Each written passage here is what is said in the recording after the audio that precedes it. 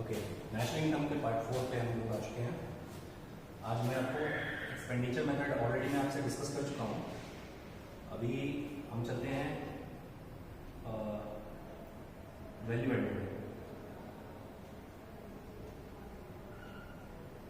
इसी value added method को हम लोग प्रोडक्ट मेथड से भी प्रोडक्ट मेथड भी कहते हैं। ये भी 3 नंबर कैरी करता है। ठीक, इसमें आपको वैसे ही जीडीपी एमडी बनाने के लिए तीन चीजें फाइंड करनी है, जिसमें सबसे पहले जो है वो है gross value added of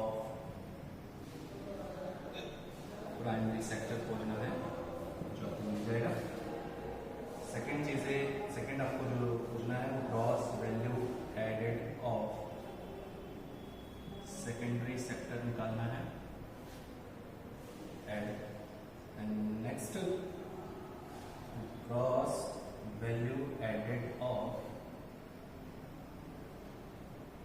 service sector. ठीक, ये तीन चीजें आपको खोजनी है, gross value added of primary sector, gross value added of secondary sector and gross value added of service sector. ठीक, ये तीनों चीजें आपको क्वेश्चन में मिलेंगी। तो इन तीनों चीजों को ऐड करने के बाद जो कंपोनेंट हमें मिलेगा वो कहलाएगा जीडीपी एट एनपी, यानी कि gross domestic product at market price. और देन आप डेप्रिसिएशन उसमें से लेस करेंगे, NDP at NP, NIT minus करेंगे, एनडीपी एट एफसी और एनएफआई ऐड करेंगे तो एनएनपी एट एफसी बनेगा। ओके, तो ये वैल्यू एडेड का फॉर्मूला है। आपको एज यूजुअल क्वेश्चंस में चीजें दी जाएंगी और इस तरह से कंपोनेंट दिए जाएंगे, आपको इस तरह से ऐड करके एनएनपी एट एफसी बनानी है, या एनडीपी एट एफसी जो भी आपसे पूछा है उसके अकॉर्डिंग आपको ये बनाना है। अब बेसिकली प्रॉब्लम कहाँ फंसेगी इस क्वेश्चन को करते वक्त, प्रॉब्लम्स कहाँ से आती है कि क्या इस क्वेश्चन में प्रॉब्लम है। सबसे पहली चीज है कि ये जो चीज है gross value added of primary sector, ये बेसिकली कभी कभी आपको एज यूजुअल नहीं लिख के दिया जाएगा, इसलिए आपको इसके सब कंपोनेंट वाले फॉर्मूले पर जाना होगा। लेकिन जब आपसे बोला जाए कि gross value added of primary sector या सेकेंडरी सेक्टर या सर्विस सेक्टर आपको खोजना होगा, तभी आपका जीडीपी एमडी बनेगा। तो इसके लिए आपको एक और फॉर्मूले पे चलना होगा, जो मैं आपको अभी बता देता हूँ। देखिए, ये ग्रॉस वैल्यू, इसको ध्यान रखिएगा वीडियो में, gross value added of primary sector या gross value added of secondary sector या gross value added of service sector, ये निकलते कैसे तीनों। तो इन तीनों के लिए जो फॉर्मूले हैं उनको समझिए। जब हमें प्राइमरी सेक्टर या सेकेंडरी सेक्टर या सर्विस सेक्टर निकालना है, सेक्टर से कोई जरूरी नहीं है, आपको बस ये निकालना है कि ग्रॉस वैल्यू एडेड ऑफ कैसे निकलता है। तो देखिए, ग्रॉस वैल्यू एडेड, ये इसका सिंबॉलिक फॉर्म है जो हम लिखते हैं, gross value added at market price, ये हमेशा मार्केट प्राइस पे निकलता है। या इसको आप ऐसे समझ लीजिए, जब हमें प्राइमरी सेक्टर निकालना होता है या सेकेंडरी सेक्टर निकालना होता है तो हम फॉर्मूला लगाते हैं value of output minus intermediate cost. ठीक, value of output of primary sector, okay, और intermediate cost of primary sector. Okay, अब इसी तरह से सेकेंडरी सेक्टर होगा तो secondary sector, again secondary sector, service sector होगा सर्विस सेक्टर, सर्विस सेक्टर। फॉर्मूले में कॉमन क्या रहेगा, वैल्यू ऑफ आउटपुट और इंटरमीडिएट कंजप्शन या कॉस्ट। ओके, अब ये value of output minus intermediate cost of primary sector, फिर उसी तरह से value of output of secondary sector minus intermediate cost of secondary sector, value of output of service sector minus intermediate cost of service sector. तो जब आप primary से primary को minus करेंगे तो gross value added of primary sector बनेगा, जब secondary से सेकेंडरी को माइनस करेंगे तो gross value added of secondary sector बनेगा, जब आप सर्विस से सर्विस को माइनस करेंगे तो gross value added of service sector बनेगा। इससे आपको समझ में आ जाएगा कि कैसे बेसिकली इस पर फॉर्मूले हैं। अगर हम तीनों सेक्टर्स को मर्ज कर दें, जैसे नेशनल इनकम निकालने के लिए तो तीनों सेक्टर्स में कितना कितना प्रोडक्शन हुआ वो जानना है, तो तीनों सेक्टर को अगर मर्ज कर दें और सेक्टर वाइज ना चेक करें तो हमें निकालना होता है जीवीए एट एनपी, यानी कि gross value added at market price. Market price पर ग्रॉस वैल्यू एडेड कितना होगा। तो उसका फॉर्मूला होता है value of output minus intermediate consumption. वो मैटर नहीं करता कि वो प्राइमरी सेक्टर है, सेकेंडरी सेक्टर है, सर्विस सेक्टर है। Value of output, value of output का मतलब क्या, एक देश एक साल के अंदर, एक फाइनेंशियल ईयर में, वन फाइनेंशियल ईयर में कितना वैल्यू ऑफ आउटपुट प्रोड्यूस हुआ, कितना प्रोडक्शन हुआ, वो वैल्यू ऑफ आउटपुट कहलाएगा। इंटरमीडिएट कॉस्ट क्या, ठीक है। इंटरमीडिएट कॉस्ट इसको ऐसे समझिए कि लेट सपोज कि ये मेरा शर्ट है और जैसे इसका बटन जो है वो किसी और इंडस्ट्री का फाइनल प्रोडक्ट है, इसमें जो धागे लगे हैं वो किसी और इंडस्ट्री का फाइनल प्रोडक्ट है, इसका जो कपड़ा लगा हुआ है किसी और फाइनल इंडस्ट्री का फाइनल प्रोडक्ट है, ठीक। देखिए अगर जब बटन बना होगा तो वो भी किसी इंडस्ट्री का फाइनल प्रोडक्ट होगा, धागे बने होंगे तो वो भी किसी इंडस्ट्री का फाइनल प्रोडक्ट होगा, और कपड़ा जब बना होगा तो वो भी किसी इंडस्ट्री का फाइनल प्रोडक्ट होगा, ठीक है। मान लीजिए कि ये 5 रुपये का बटन है, धागा ये 5 रुपीज का है और ये 10 रुपीज का है, ठीक। गवर्नमेंट को ये 2 रुपीज टैक्स दे रही है, ठीक। इधर भी वो टैक्स दे रही है 2 रुपीज और इधर भी मान लीजिए 2 रुपीज दे रही है, ओके। अब होगा क्या, ये कपड़ा, ये धागा और ये बटन मिलकर एक शर्ट बनेगा, ओके। यहां पर एक शर्ट बनेगा,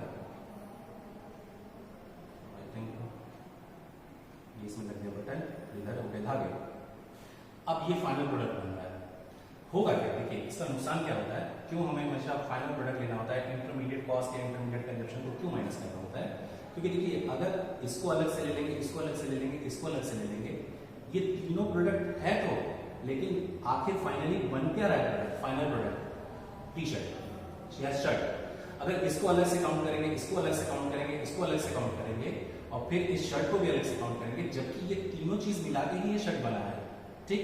तो जितना प्रोडक्शन हुआ नहीं है उससे ज्यादा प्रोडक्शन हमको दिखाने लगेंगे, ये और ये तीनों मिलकर यही ना बना है। लेकिन अगर हम इसको अलग से काउंट करेंगे, इसको अलग से काउंट करेंगे, इसको अलग से काउंट करेंगे, तो शर्ट जब बनेगा तो उसको भी अलग से काउंट करना पड़ेगा, जबकि इन्हीं 3 चीजों की वजह से ये शर्ट बना हुआ है, अलग से कोई प्रोडक्शन नहीं दिख रहा है। इसीलिए इंटरमीडिएट कॉस्ट को हम हमेशा लेस कर देते, माइनस कर देते हैं, ताकि हमें सही से वैल्यू पता चले कि देश के अंदर सच में कितना प्रोडक्शन हुआ है, एग्जैक्ट वैल्यू कितनी है। इसको समझने के लिए एक एग्जांपल और समझाता हूं। लेट्स सपोज कि रेस्टोरेंट है, रेस्टोरेंट में अगर ग्रीन वेजिटेबल्स जा रहे हैं तो ग्रीन वेजिटेबल्स ऐसे ही सर्व नहीं किए जाते, बल्कि उसका डिश बनाकर सर्व किया जाता है। लेट्स सपोज कि अगर ग्रीन वेजिटेबल्स को भी हम नेशनल इनकम में इंक्लूड करा दें, ठीक, फिर उसका वेजिटेबल बनेगा या डिश बनेगी, वो भी नेशनल इनकम में इंक्लूड हो जाएगा। होगा क्या, प्रोडक्शन हुआ एक बार और काउंट हुआ 2 बार, सब्जी एक ही बार प्रोडक्शन हुआ और काउंट हो गया 2 बार। हाँ, सब्जी डिश जो बनती है वो प्रोडक्शन में काउंट नहीं होता है, इस पर ध्यान रखिएगा। लेकिन इसी चीज से बचने के लिए, 2 बार चीजें समझेंगे, 2 बार काउंट हो जाएगा, इसी चीज से बचने के लिए जब ग्रीन वेजिटेबल मार्केट रेस्टोरेंट में जाता है तो हम उसको इंटरमीडिएट मानते हैं कि अभी ये फाइनल नहीं हुआ है, जब इसकी डिश बन जाएगी तब हम इसको फाइनल मानेंगे, तब जाके इसको नेशनल इनकम इंक्लूड करेंगे, ठीक है। नहीं तो होगा कि प्रोडक्शन होता है 1 बार है और काउंट हो जाएगा 2 बार, जैसे कि ये हो जाएगा कि बटन भी 2 बार काउंट हो जाएगा, एक बार ये जब इस शर्ट में लगा था तब, और एक बार जब ये प्रोडक्शन हुआ था तब। बटन बना था तो एक ही बार, लेकिन काउंट हो जाएगा 2 बार, कब, एक बार शर्ट में और एक बार ये इंडिविजुअली। धागा भी इसी तरह से 2 बार काउंट हो जाएगा, एक बार इधर और एक बार शर्ट में लगने पर, और कपड़ा भी 2 बार काउंट हो जाएगा। इसी चीज से बचने के लिए जब फाइनल प्रोडक्ट बनता है तो फाइनल हम काउंट करते हैं, ताकि रियल में हमें पता चल सके कि हमारा कितना प्रोडक्शन हुआ है और कितना नहीं, ठीक है। तो देश की जीडीपी रियल मायने में पता चलेगी कि ग्रॉस डोमेस्टिक प्रोडक्ट हमारे पास कितना हुआ है। इसलिए हम वैल्यू ऑफ आउटपुट, कितना प्रोडक्शन हुआ, वैल्यू ऑफ आउटपुट यानी एक फाइनेंशियल ईयर में कितना प्रोडक्ट हुआ, कितना आउटपुट आया, और उसमें से इंटरमीडिएट कॉस्ट माइनस कर देंगे तो बेसिकली हमें पता चलेगा gross value added at market price, okay.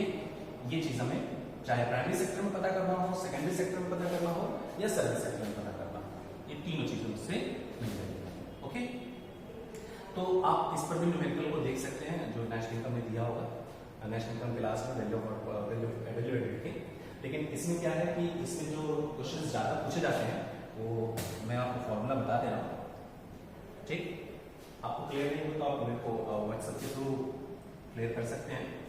देखिए हमें gross value added of market price निकालने के लिए value of output minus intermediate consumption का फॉर्मूला पता होता है। अगर क्वेश्चन में वैल्यू ऑफ आउटपुट नहीं दिया हुआ है तो उसको भी हमें फाइंड आउट करना होता है। वैल्यू ऑफ आउटपुट निकालने का जो फॉर्मूला होता है वो होता है sales plus change in stock. भैया कितना सेल्स हुआ और कितना स्टॉक में चेंज आया वो वैल्यू ऑफ आउटपुट निकाल के देता है। अगर क्वेश्चन में सेल्स नहीं दिया हुआ है कितना सेल्स हुआ है तो उसको भी फाइंड आउट करते हैं हम, output sold into price per unit.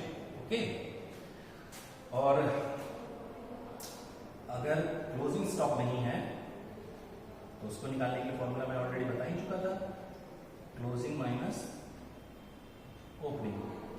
Okay, तो देखिए यहां से एक फॉर्मूले का एक सीरीज तैयार होता है, gross value added at market price, यानी कि प्राइमरी सेक्टर का हो, सेकेंडरी सेक्टर का हो या सर्विस सेक्टर का हो, तीनों चीजें ऐसे ही निकलती हैं, value of output minus IC.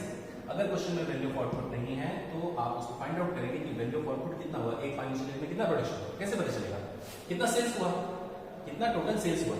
ठीक, सेल्स से ही पता करेंगे कि सेल्स ही फाइनल प्रोडक्ट होता है। ठीक, एक बिस्किट बनता है तो मैदा आता है, उसमें चीनी आता है, उसमें तेल आता है, वो फाइनल प्रोडक्ट है, लेकिन अलग अलग चीज होती है। कस्टमर्स के लिए अलग काउंट होता है, प्रोडक्शन प्रोड्यूसर्स होते हैं उनके लिए अलग काउंट होता है। तो हम फाइनली हम देखेंगे कि कितना बिका, क्योंकि बिकेगी वही चीज है जो फाइनली प्रोडक्शन के लिए आती है। अब देखिए कस्टमर अगर खरीदेगा तो कस्टमर के लिए फाइनल प्रोडक्ट होगा, लेकिन अगर प्रोड्यूसर खरीदेगा तो प्रोड्यूसर्स के लिए फाइनल प्रोडक्ट नहीं होगा। सेल्स तो होगा लेकिन प्रोड्यूसर्स के लिए फाइनल प्रोडक्ट नहीं होगा। प्रोड्यूसर्स का फाइनल प्रोडक्ट तब माना जाएगा कि वो मैदा, चीनी और तेल खरीद के बिस्किट जब बनाएगा तब जाकर उसका सेल्स काउंट होगा। दोनों के केसेस में अलग अलग माना जाता है। इसको समझने के लिए हम जब आगे और नेशनल इनकम को पढ़ेंगे तो मैं उसको और बेहतर बताऊंगा। तो वैल्यू ऑफ आउटपुट निकलेगा सेल्स का चेंज इन स्टॉक करके। फिर आपको सेल्स फाइंड आउट करना है कि कितना सेल्स हुआ, क्वेश्चन में प्रोवाइडेड इंफॉर्मेशन के थ्रू आपको निकालना है output sold into price per unit. Okay, then change in stock, closing minus opening. Okay, अब जब क्वेश्चन में ये चीजें आती हैं तो आपको वैल्यू देखनी है कि कौन कौन सी वैल्यू आपको क्वेश्चन में प्रोवाइडेड है, और जहां जहां जो जो वैल्यू है वो वहां पर रखते जाएंगे, आपको यहां से चीजें मिलती जाएंगी। ठीक, इस पर जितने भी बेस्ड न्यूमेरिकल्स हैं वो आपको DRGen में लास्ट में या यूनिट के लास्ट में आपको ये दिखता जाएगा, जिससे आप उसको निकाल कर सकते हैं। कहीं कोई प्रॉब्लम आएगी तो आप उस क्वेश्चन का पिक्चर क्लिक करके आप मुझे सेंड करेंगे, प्रॉब्लम क्या है वो लिखेंगे व्हाट्सएप पे, ग्रुप पे, एंड देन मैं आपको उसका सोल्यूशन आपको बताऊंगा। ठीक है, तो पार्ट 4 में आज हमने वैल्यू एडेड मेथड को समझा। इसका जिस तरह से इसके न्यूमेरिकल्स हैं वो ये हैं, इस फॉर्मूले पे बेस्ड है जो आपको मिलेंगे उसमें। ठीक है, आज के लिए इतना ही, दैट्स ऑल।